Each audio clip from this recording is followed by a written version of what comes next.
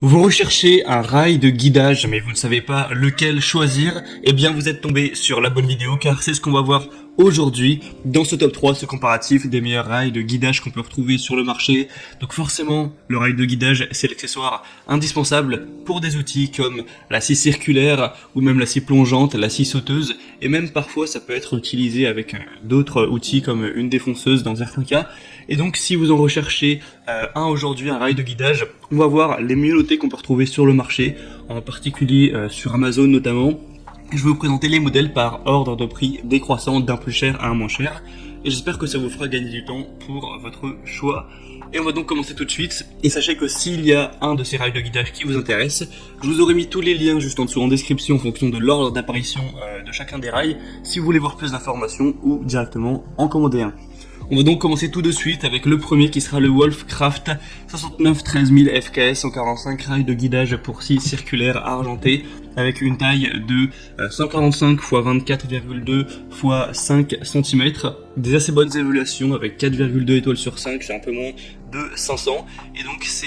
pour des scies circulaires électriques courantes avec une profondeur de coupe qui ira de 40 à 70 mm, et un diamètre de la lame qui ira de 130 à 200 mm, donc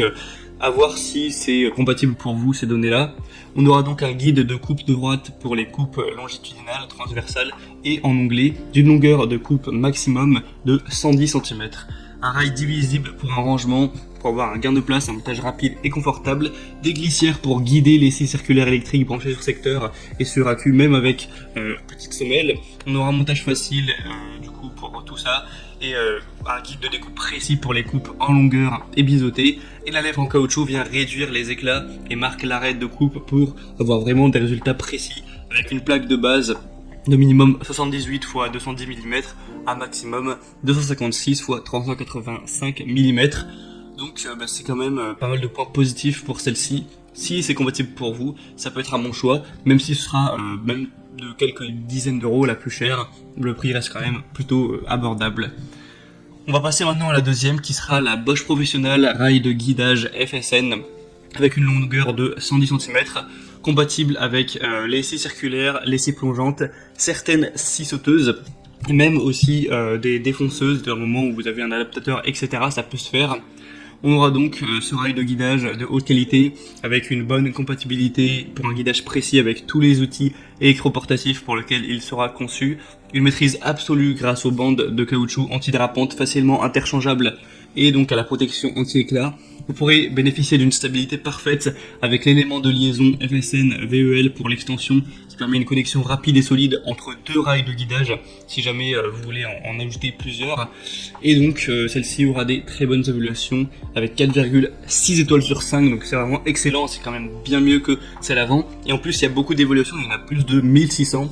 donc c'est vraiment un point très positif. Et en plus de tout ça, elle est nettement moins chère que la première présentée. Donc moi, c'est celle que je vous recommande en priorité.